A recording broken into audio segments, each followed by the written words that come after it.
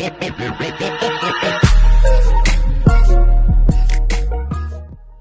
everyone, and welcome again to Timileyin Podium. My name is Timileyin Ayenuro, and I am your host for today. If you're just joining us for the first time, this platform is all about discussing Nigerian political dynamics, its challenges, and everything that happens currently in the Nigerian world. Today we have an amazing personality, a comrade, a political activist, a youth leader who has engaged himself in several and various political activities in Nigeria. And he'll be talking to us about social media, the youth, and political activism. It's nobody else but Ayenuro Timileyin. Hello, Timmy. Hello, Timmy. It's nice to have you on our show today. Thank you very much. I'm sure you already have loads of things to talk about when it comes to politics, and looking at your political resume, being a youth leader, being an activist, you fought on several occasions using social media as a platform or as a tool to pass across information and also engage in political activities. So today, can you roughly tell us, if social media has been very, very useful in contributing to political activities in Nigeria? Yeah, thank you very much. We can thank you for the opportunity. You can all see what's happening in Nigeria today, and I can say one of the impact of what's really happening in Nigeria is the social media. Social media has a lot of impact in the society now. Social media has a lot of impact in politics. It has a lot of impact in governance. It has a lot of people in contributing to political activism in Nigeria, and that's why you can see what's happening. I sympathize with Nigerians on currently what's happening. Sincerely, it's so bad the way the government is, the governance is, and I believe that a lot needs to be done. And the social media is one of the tools that needs to be used as well to correct all this bad governance in the country. Okay, so if you have a look at what has happened in the past, a lot of our older generations were not really involved in politics. They just listen to the news and see what's happening on there. And considering this dispensation, the youth are actively involved in politics. I would say they are really, really aware than our, the older generation or the older dispensation. Would you say that social media played a huge role in this dynamics and in this change? Yeah, thank you very much. I think we need to correct this impression. I don't think youth of nowadays listen to the news as expected. What we get distracted with so many things, and this is one of the effect of social media. This is one of the disadvantage of using social media. Back in the olden days, our parents, they sit to watch to get the real news, the true news, not the fake news we have spreading on social media, not different divers of news. They get the true stories. When you turn to NTA, you get the real news. When you turn to Channel TV, you get the real news. When you turn to different channels, they know that particular channel, they know the time, and they sit to watch that news. But nowadays, what we have is the difference.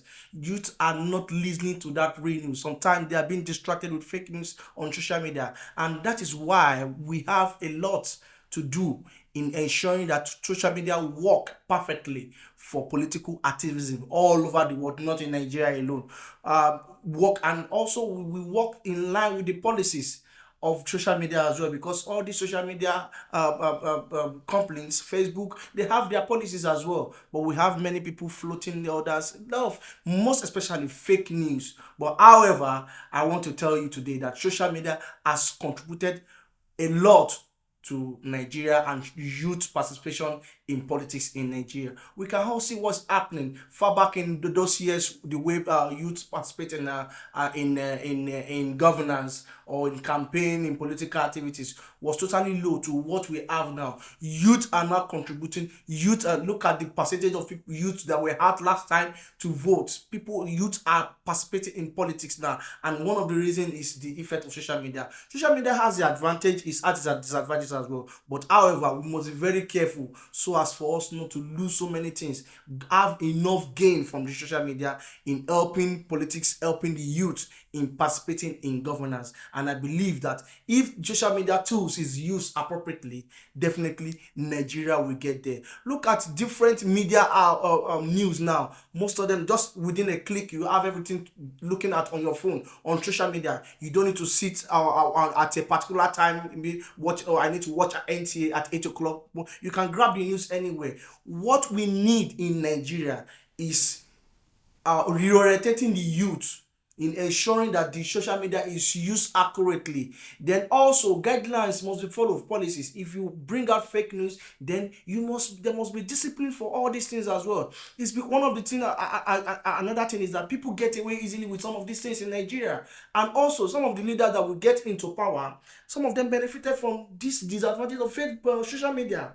They benefited from you dish out fake news, you dish out fake campaigns. When you were campaigning, you use the social media, you use the youth, but when you got there, you're trying to restricting the youth from using social media to challenge you, which is very wrong. So social media is a good tools in our society and basically in Nigeria, and we must use it appropriately. That's it. Thank you very much. That's very interesting. Thank you. I remember a scenario between Governor Akpabio and I think it's Governor Akpabio and Senator Natasha, yeah. in the House. And I remember very well that social media played a huge role in having him apologize to Senator Natasha. And I remember also that it was Gist Lover on our platform or our platform, posted this news and posted phone numbers where everybody, the youth, started calling, and he had no other choice than to apologize. Do you think that this was an appropriate action to getting Akpabio to apologize to Natasha? And do you also think that this would be a useful medium in getting some of these leaders to do the right things? Yeah, thank you very much. In the scenario of Senate President Akpabio and Senator Natasha, well, thanks to the media guys at the National Assembly that actually picked up that moment, and also I've been following most of the time during their sittings. It's on social media, Facebook. You can follow it, and that's one of the impacts of the social media. And you can see the way the effect of what social media has done.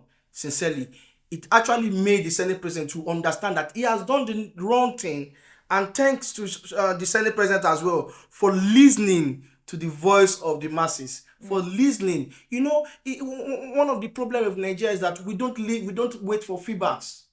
Our leaders don't care about feedbacks. But I think Senator Akpabio have actually heard from feedbacks, maybe from one of his truthful aides. That's another problem we have in Nigeria. Truthful aides that were able to tell him that he might not have all time to watch this backlashes on social media, but however, he was able to get the message and he was able to do the needful by apologizing, because he shouldn't have in any way spoken like that on the floor of the National Senate to a colleague member. Yes, you as a Senate leader, you're the president, but she's also the way you are voted for, same way she's voted for in her constituency, and she has the right to protect the image of her community, has the right to represent. So she has actually spoken the mindset of Nigerians. She has actually spoken the mindset of her constituency. Definitely, Senator Natasha, she's in order. And the Senate President shouldn't have done that. But however, thank God for social media. It was actually used in the right direction. The Senate President actually used it in the right direction as well. It didn't come back. There are some arrogant leaders in Nigeria that they come back, and with that kind of scenario, they come back and say we need to ban so many things. Some time ago, I was saying when a particular social political analyst or social media handler was actually challenging the salary payment of a National Assembly, and this National Assembly leaders came and was more or less like victimizing to say yes, so thing. He has forgotten that when he was campaigning, he used the social media to give out information to people.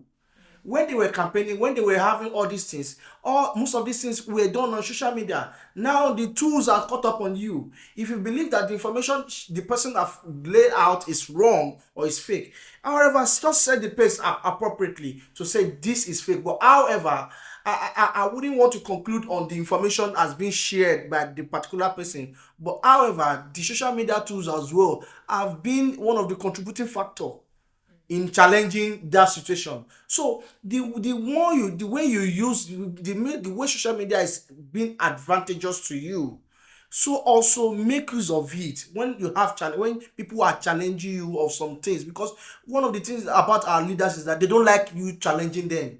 I can't be a political aide to a leader and I'm not able to tell him what is happening. It's not about you are paying me fine, yes, but I have the right to make sure that you do the right thing for the people, because it's going to benefit me, it's going to benefit the people, it's going to benefit Nigerians at large. We have many political aides there that they are not telling their leaders the actual fact of what they need to understand. They want to be sugarcoating them every time with sweet talks every time, whether it's just for them, for you to tell your leader this is what is happening. And that's one of the problem of President Tinubu's government. The intelligence is totally bad. People comes around him, his allies comes around him, friends, and give him fake things. That is not until when people were started crying out in the public while he was driving around Lagos street and the people were shouting, there is hunger in the town.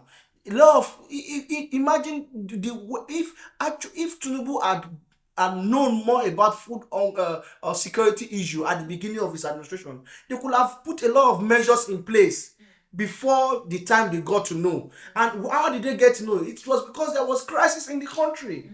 And whereas was the work of the aides. So we need to be very careful. If you are working as an aide to a politician, you need to ensure that you work with your conscience. All right, because you too one day you're going to get there as a leader. So are you trying to say that a lot of this information that go on social media do not really get to these leaders? I'm telling you, because let me tell you, there is leaders. Averagely, most of them have meetings all around 24 hours. I've worked with some of them and I see how they struggle a lot. And you see me going around. What is the work of all these aides? It's for you to just feed them, summarize the information you've gotten from the social media or from the news or from the feedback, summarize it and give it to your leader and say, this is what is happening. The leader might not have time to totally at first listen to the big story, but definitely with your summary to him, he might get concerned. Okay, let's visit. He might schedule a time to quickly visit the issue. Then definitely this will help the system. This will help you as a leader as well in addressing your people, in addressing the governors, because a lot of them are distracted when they get to power. And I must tell you again, social media have been one of the great tools that is helping Nigeria currently now. And the problem is that our leaders are yet to understand that this is one way that they can get feedback from the people. That's what they haven't understand this. Some of them understand, while majority of them do not understand this. So they need to understand that if you have people coming on social media to give this, you can vet the information you are getting. I know some of them might come from fake news, some things, a lot of things, but however, you can vet it. You are knowledgeable there. You are knowledgeable. You got to power. So definitely, I believe you are knowledgeable to vet information, look at it, and look at confirm maybe this is true or what is not true. Because sometimes people can be funny as well. They bring so many distractions, so many news just to grab your attention. But however, social media is very good. Is a good tool in our political activism in Nigeria. Thank you very much. Very quickly, I remember a lot of time people express their opinion on politics in Nigeria. Yes. Looking at the election, looking at the protest. I've got two questions in one very quickly. The first one is the ongoing protests and the pictures and videos we've seen of the scuffles in the north and some parts of Nigeria. Do you think it's a true representation of how the protest is going on and how the government are actually handling this protest, considering the number of people that were declared dead, considering the lootings and all of that in the north? Also, my second question. Let's take it one after the other. That is what is happening. The pictures, the videos you are seeing online, those are the true pictures of what is happening. You see, you can vet information. There are different ways you go online and vet these pictures to see the date. There are many ways that you can audit information online. So, but what we are seeing are true pictures, videos of live events, and also the media houses. They are helping to corroborate, to tell us that these are true events of what's happening. Thanks to Shewo Kibaloye of Channels TV and others, of Arise. So they are doing brilliant job in making sure that they confirm some of these videos being shared online, because back in those days it's very hard for them to confirm, but they've given different platforms now that people can send live videos. The TV channels confirm all these things. So these videos you are seeing, these things you are seeing are true pictures of what is happening. However, the government have not played a good role in what is happening in that country. They actually did at first. They were doing public incitement. They were bringing old videos of what never happened. I'm telling you, I see government officials sharing videos of NSAS and trying to scare people from talking, which is very wrong. You're trying to bring the pictures of, at the first day of the protest, they were bringing pictures of, oh, look at what's happening already, whereas that has not happened. And this is one of the things that you see people that actually found that social media platform being friendly to them or advantage to them, have been of more advantage to them. They are the one making bad use of it. And that is why I will say this, and this applies to general issues in Nigeria. There must be discipline in our system. See, if as a layman, as a poor man, or as a mass, poor people in the society, and you see somebody stealing money, you arrested the person, and you see another person who is rich, big, stealing money as well, that one goes scot-free, then you are not not being equal to the society. So you see, if discipline is made to be equal all around Nigeria, it's if you look at the side of the law, it doesn't have, law doesn't have, but reverse is the case, is what is happening in Nigeria. People buy judgment with laws. People get away because they have money. They get away. Look at, people were coming on the TV to threaten people not to protest. Threatening, giving a lot of, I can see some leaders giving threats, and the government did not do anything about it. Whereas people that are talking about to say, I'm coming out to protest peacefully, you are coming after them, arresting them. Why? So you see, we need to be very careful.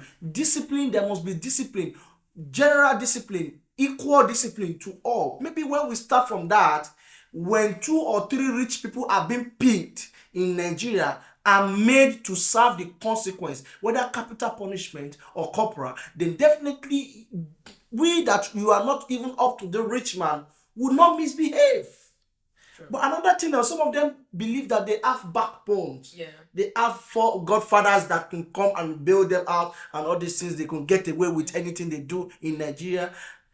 This is one of the problems. So if there are regulations, there are laws guiding using of social media. If there is general discipline, that people are being disciplined, you that use the social media to dish out the fake news, and you are being apprehended but you don't have money, and the other part, you have the money, you are not apprehended at all, then definitely it's cheating in the society. So this must be corrected, and that's one of the way of how we're going to make good use of social media in Nigeria and ensure. You see, look at Western world.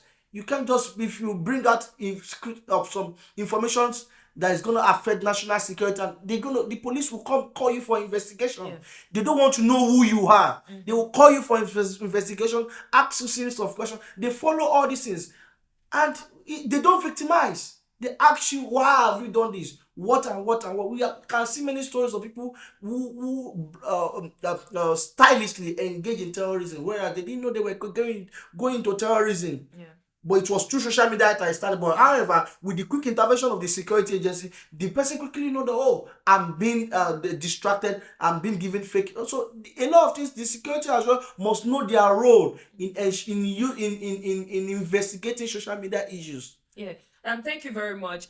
Very quickly and very precise. I just want to ask how, or your opinion about how people can handle backlash on social media. And I'm going to take, for instance, Tony Abraham. I remember on Twitter, she was being dragged for expressing her political opinion and political rights on social media. And she's still being dragged about it. Now, people get scared or are afraid of, coming online to post their political views. And this is just because they don't know how it's going to be accepted in the society. Nigerians are quick to dragging people, especially on Twitter. So what do you think, or how do you think people can handle such backlash? And how do you think you want to encourage the viewers and listeners on continuous expression of their political views and opinions in Nigeria? Thank you very much. Everybody should have the right to speak in Nigeria. What you need to make sure is that you are giving the true information. You are not inciting the public wrongly. with that, everybody have right to speak. Both the common man on the street and the rich and the influencer one, all of you have right to speak. Looking at the lady that is being dragged, the actress Tony Abraham, she has a right to speak. But however, if she feels that one or two people have actually infringed her rights or maybe actually blackmailed her, you report appropriately. Okay. And the way this issue will be handled, if it is that same way that I, as a common man, will walk to the police station and report issues as well, and it's been dealt with, Nigeria will be safe. Nigerians will be happy. It is because people feel that that is an influential person. They quickly hear her complain. They quickly listen to what was happening to her, and they quickly address it.